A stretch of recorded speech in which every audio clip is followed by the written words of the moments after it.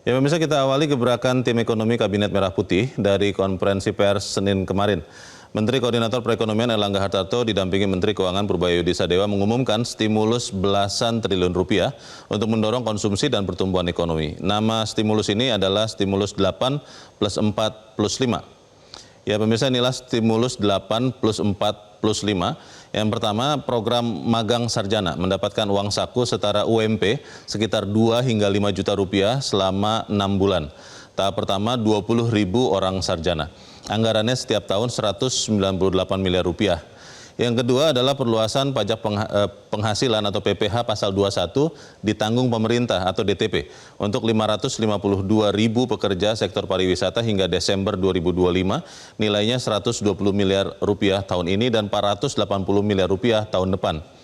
Yang ketiga adalah bantuan pangan selama 2 bulan dalam bentuk 10 kg beras untuk 18,3 juta keluarga atau lebih, nilainya 7 triliun rupiah. Yang keempat, diskon 50% iuran jaminan keselamatan kerja atau JKK dan jaminan kematian atau JKM selama 6 bulan bagi 731.000 lebih bagi mitra pengemudi ojek online atau ojol, ojek pangkalan, supir, kurir, dan logistik.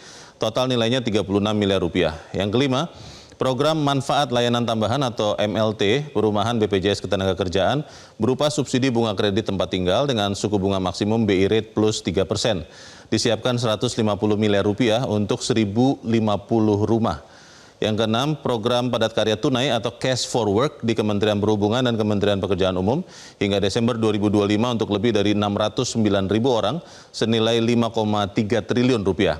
Ketujuh, percepatan pelaksanaan peraturan perizinan dalam PP nomor 28 tahun 2025 nilainya 175 miliar rupiah. Yang kedelapan adalah program untuk perkotaan, yaitu perbaikan pemukiman dan penyediaan platform pemasaran untuk gigs ekonomi khususnya UMKM. Dimulai di DKI Jakarta, dilanjutkan ke provinsi lain. Disiapkan anggaran 2,7 triliun rupiah. Ada 4 stimulus yang akan dilanjutkan hingga tahun depan, yaitu pertama perpanjangan waktu pemanfaatan PPh final bagi UMKM, yang kedua adalah perpanjangan PPh 21 DTP pekerja pariwisata senilai 480 miliar rupiah setahun, yang ketiga adalah insentif PPh pasal 21 DTP untuk pekerja industri padat karya senilai 800 miliar rupiah, dan keempat adalah program diskon iuran JKK dan JKM dengan total jumlah penerima 9,9 juta orang lebih, perkiraan anggarannya 753 miliar. Dan pemirsa, inilah yang Anda tunggu-tunggu terutama bagi Anda yang berburu lowongan kerja. Ada 5 program penyerapan tenaga kerja. Yang pertama, Koperasi Desa Kelurahan Merah Putih akan ada 80.000 koperasi yang siap menyerap 681.000 tenaga kerja dan Desember nanti mencapai 1 juta orang tenaga kerja. Yang kedua adalah Kampung Nelayan Merah Putih, diawali di 100 desa dengan 8.600 orang lebih tenaga kerja dan dalam jangka panjang bertambah di 4.000 titik, ada 200.000 lapangan pekerjaan. Yang ketiga adalah revitalisasi tambak Pantura seluas 20.000 hektar, ditargetkan menyerap 168.000 tenaga kerja. Yang keempat, modernisasi 1.000 kapal nelayan, diperkirakan menyerap 200.000 lapangan kerja baru. Kelima, replanting atau penanaman kembali 870.000 hektar perkebunan rakyat. Kebun berbagai komoditas ini akan membuka 1,6 juta lapangan kerja baru.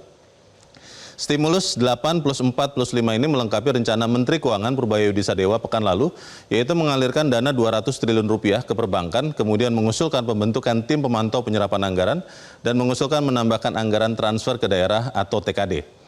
Ya pemirsa, itulah tadi taktik dan strategi tim ekonomi Kabinet Merah Putih terbaru, bisa jadi akan menjawab kerisauan Presiden Prabowo Subianto tentang serakahnomik dan membaliknya menjadi ekonomi yang berpihak untuk rakyat. Serakahnomik pertama kali disinggung Presiden Prabowo saat peluncuran Koperasi Desa Merah Putih di Klaten 21 Juli lalu. Presiden Prabowo mengatakan, ternyata ada fenomena baru, mazhab baru ekonomi. Saya sebut mazhab serakahnomiks. Kemudian dalam pidato kenegaraan di DPR 15 Agustus lalu, Presiden bertekad membela rakyat dari serakahnomik. Presiden mengatakan, kami pastikan rakyat Indonesia tidak akan menjadi korban serakahnomik.